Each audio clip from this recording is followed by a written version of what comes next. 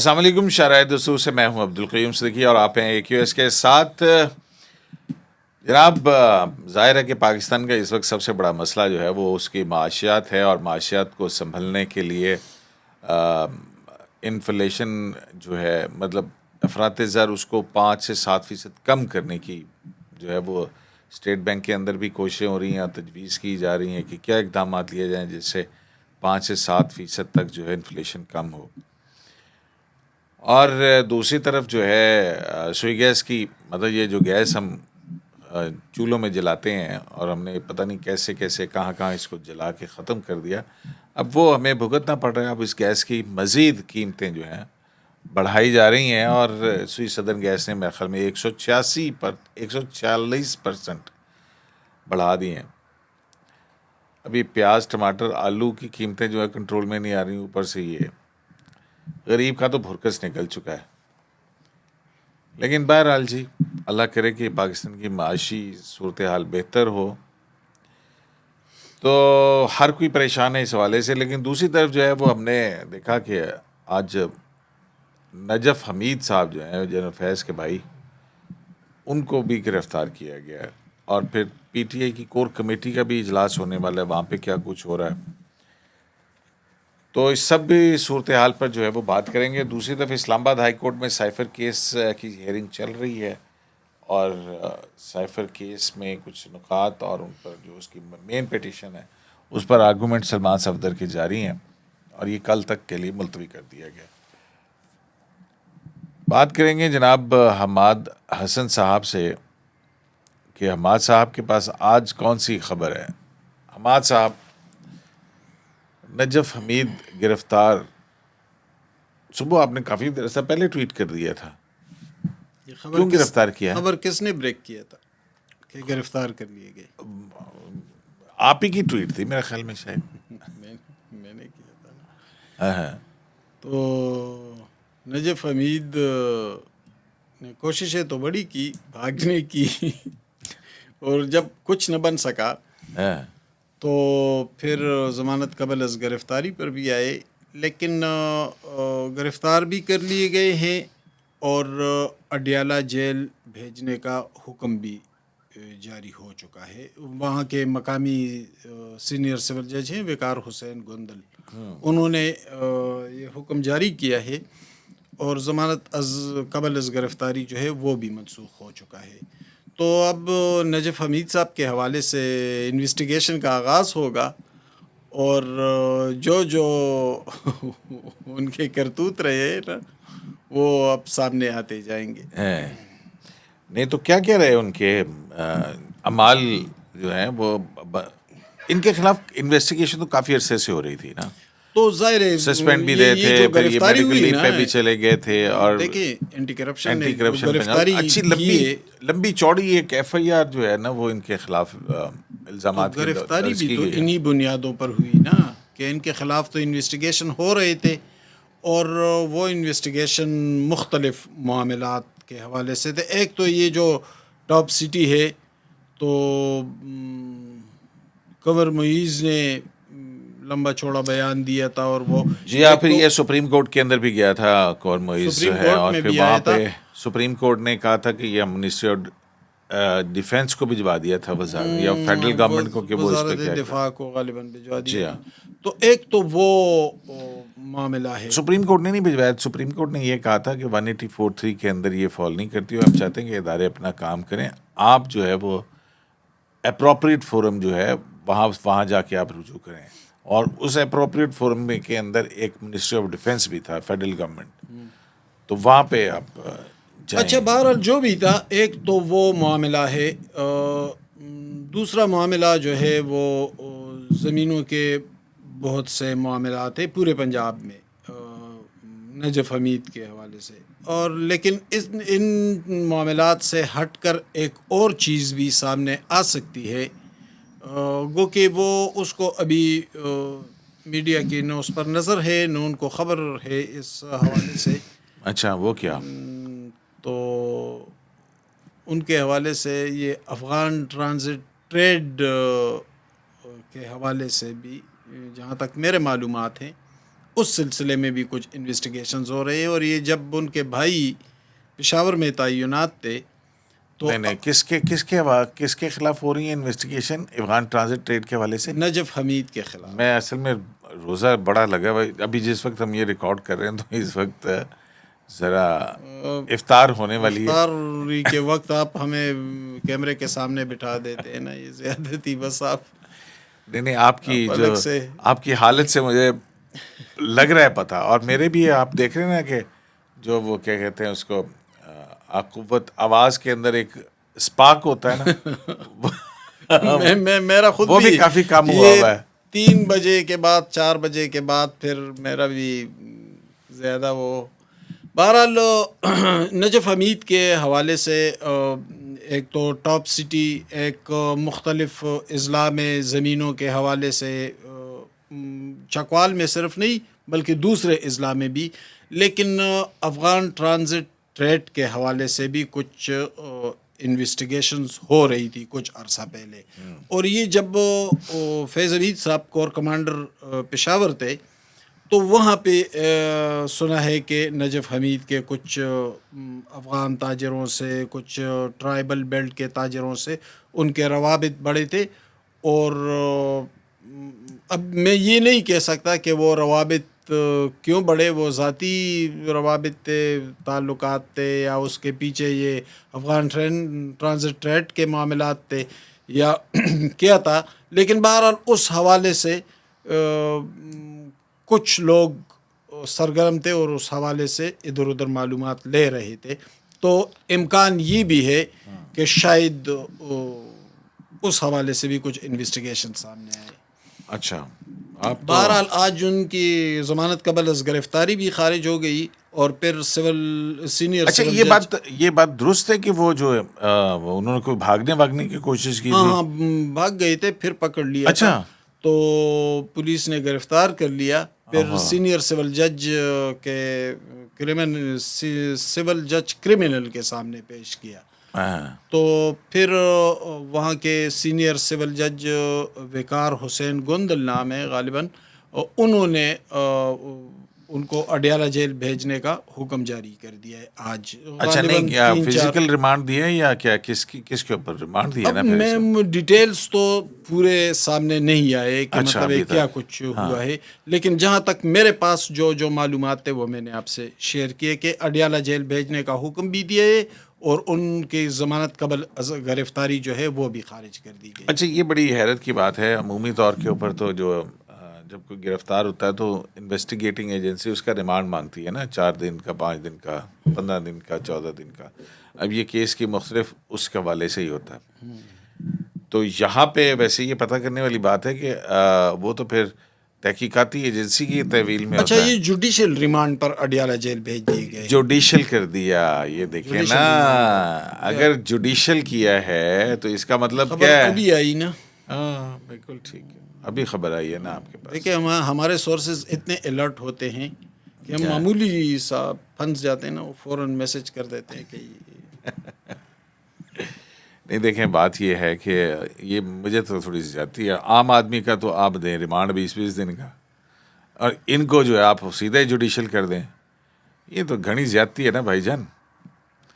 یہ بھی غنیمت ہے کہ پکڑ لیا، ورنہ نہیں تو نہ پکڑتے نا تحصیلدار بھائی جان، نہ پکڑتے. اگر ان کے خلاف چالان اور ایویڈنس پوری ہو گئے تو چالان داخل کر کے اپنا اس کا مقدمہ چلائیں نا. کہیں ایسا تو نہیں ہے کہ جو جوڈیشل ہو گئے ضمانت میں باہر آ جائیں گے تھوڑے سے. ایک منٹ، ہاں مجھے میرا سوال ذرا غور سے سن لیں. سنائیں. کہیں ایسا تو نہیں کہ ان کے خلاف کرپشن اور زمینوں پر قبض اور یہ معاملات بہت، اور میڈیا بھی اس پہ بول رہا تھا، تو کہیں اس کو کلیئر کرنے کے لیے یہ سب کچھ تو نہیں کیا جا رہا ہے؟ اب یہ مجھے نہیں پتا کہ کیا چیز کلیئر کیا نہیں. یعنی ہمیں تو ہر اینگل کو دیکھنا ہوتا ہے نا.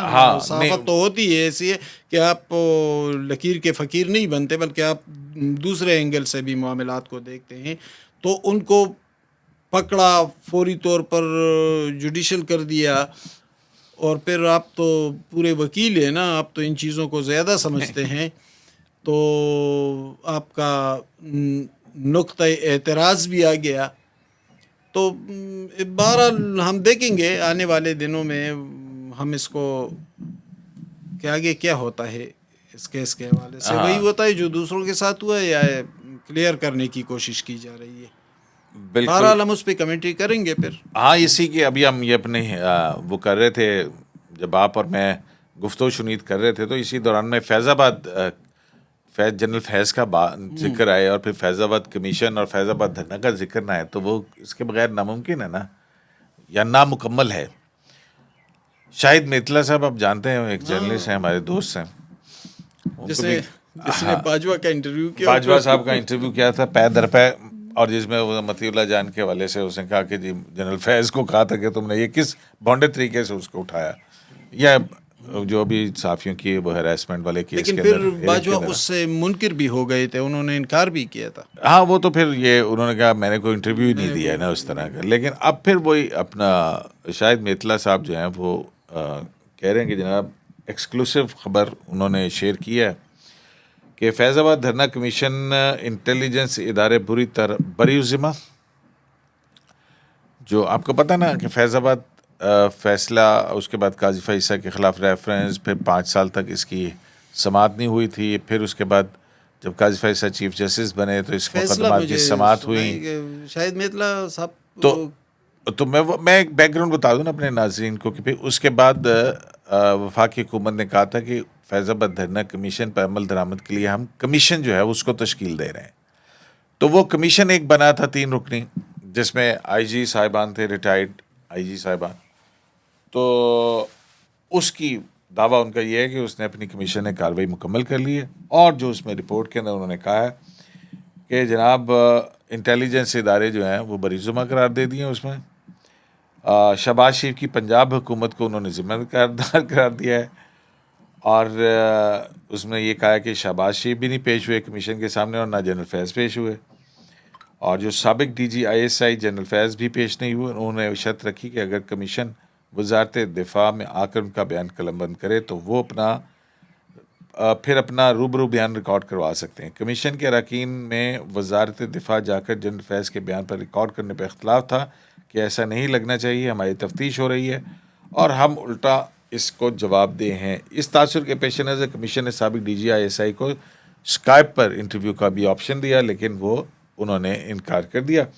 پھر انہوں نے اپنا تحریری جواب بذریعہ وزارت دفاع کمیشن کو بھجوایا.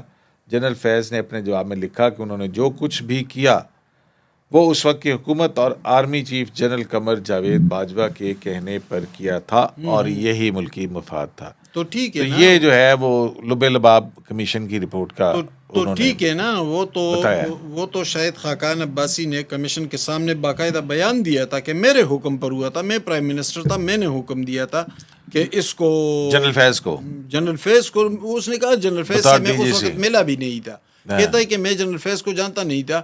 اس وقت ڈی جی سی تھے نا, یہ ڈی جی سی تھے لیکن ڈی جی ان دنوں نوید مختار صاحب تھے. جنرل نوید مختار کو میں نے حکم دیا کہ اس کو فوری طور پر ختم کر دے اور یہ لوگوں کے لیے بڑے مسائل ہے. تو کہتے کہ یہ تو میرے حکم پر ہوا ہے. تو اس کے بعد تو پھر اس میں جان ہی نہیں رہی تھی.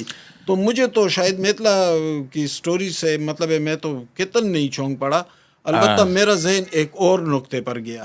اب وہ اس میں ابصار عالم جو ہیں وہ آپ کو یاد ہے ان دنوں میں 92 جو ٹی وی چینل تھا اس کو اس حوالے سے جب ان کو بند کیا گیا پیمرا کھیل رہا ہے تو وہ تو وہ جو ہے اس پہ بہرحال ابھی دیکھتے ہیں کہ کیا اس میں تو انہوں نے کہا تھا کہ ڈائریکٹ جنرل فیض جو ہے ان کو ڈائریکشن دے رہے تھے کہ اس کو کھولو. انہوں نے نہیں کھولا تو انہوں نے پھر باقی ٹی وی چینل بھی بند کروا دیے تھے. اینی ویز لیکن وہ ذمہ داری بھی تو مریم اورنگزیب نے, اس نے کہا کہ مریم اورنگزیب نے بھی فون کیا کہ بند کر دے. اگر کہتے ہیں کہ بند کر دے تو اس چینل کو وفاقی چلیں مطلب ہے کہ فیض آباد دھرنا سے آپ کا کچھ نہیں نکلانا چاہیے. بس یہی ہے نا ان کی رپورٹ, یہی کہہ رہے ہیں نا کہ جو کچھ کیا انہوں نے. جب فیض آباد دھرنے سے کچھ نہیں نکلا کریم صاحب ایک منٹ, جب فیض آباد دھرنے سے کچھ نہیں نکلا نا تو نجف حمید کے معاملے سے بھی نہیں نکلے گا. اچھا آگے بڑھیں کدھر بڑھیں اب آگے کدھر چلوں. پی ٹی آئی کا کور کمیٹی کا اجلاس جاری ہے. اچھا ہاں وہاں پہ آج کیا اس پہ کیا ہوا یہ تو مطلب سنا ہے کوئی اپنا کل عمران خان صاحب سے کوئی ملاقات بھی ہوئی ہے؟ وہ علی امین کی ملاقات ہوئی اور تھی اور کانفرنس کالیں بھی ہوئی ہیں، کیا ہاں ہوا؟ وہ علی امین گنڈاپور سے ملاقات ہوئی ہے، اور پھر اسد کیسر اور عمر ایوب کے ساتھ بھی کمیونیکیشن ہوئی ہے. پتہ نہیں کمیونیکیشن کس طرح ہوئی، لیکن بہرحال خان صاحب کی کمیونیکیشن ہوئی ہے. اچھا، اس سے ایک بات واضح ہو رہی ہے کہ خیبر پختونخوا میں کچھ مسائل ہیں، کیونکہ علی امین سے بات، پھر اس کے فوری بعد اسد کیسر سے بات، پھر اس کے فوری بعد عمر ایوب سے بات. تو پنجاب کے تو کسی بھی لیڈر سے بات نہیں کی. اس وقت تو پارٹی کو لیڈ بھی حامد رضا صاحبزادہ حامد رضا کر رہے ہیں، ان سے بھی بات نہیں کی تھی. لیکن ان لوگوں سے بات کی، تو مطلب ہے کہ اندر خانے پی ٹی آئی اندر خانے کچھ نہ کچھ معاملات ہیں. اور یہ جو میں نے نشاندہی کی تھی نا، کہ ایک تو پارٹی سطح پر بڑے گروپس ہیں خیبر پختونخوا میں، اور ایک صوبائی اسمبلی کے اندر، صوبائی اسمبلی خیبر پختونخوا اسمبلی کے اندر ایک بڑا گروپ تشکیل کی سمت بڑھ رہا ہے. تو مطلب ہے کہ کچھ نہ کچھ ہے جو خبر ہم نہیں، وہ بھی ہے، اور پھر دوسرا جو شیر افضل مروت کے جو الزامات سامنے آ رہے ہیں، دیکھیے اور پھر یہ بھی سنا جا رہا ہے وہ بھی کسی کو بطور ایک سینیٹر اکاموڈیٹ کرنے کے لیے پر اچھا، تول رہے ہیں جھگڑا کسی کو. اب شروع ہونا ہے. ہر ایک اپنے سینیٹر کو سامنے لائے گا. پہلے تو اپنے منسٹر کو لے کے آئے، ہاں، اب اور آگئے سینیٹر کی بنا باری. بھی دیا. اسد کیسر نے، عمر ایوب نے، شاہرام نے، شیر افضل نے، ہر کوئی اپنا اپنا منسٹر لا کے علی امین کے حوالے کر رہا تھا کہ منسٹر بنا دے اسے، اور بنا بھی دیا. یعنی ایک طرح سے اب دوسرا وار ہونا ہے پارٹی پہ، اور وہ یہ ہے کہ ہر کوئی اپنا اپنا سینیٹر لے کر آئے گا. اور جب اپنا اپنا سینیٹر لے کر آئے گا تو مجھے خدشہ ہے کہ اندر سے پی ٹی آئی کم از کم اسمبلی فلور پر، صوبائی اسمبلی فلور پر بکھر جائے گی، اور ایم پی ایز ادھر ادھر ہو جائیں گے. تو اس کے امکانات بہرحال موجود ہیں، لیکن دیکھتے ہیں کہ آگے کیا ہوتا ہے.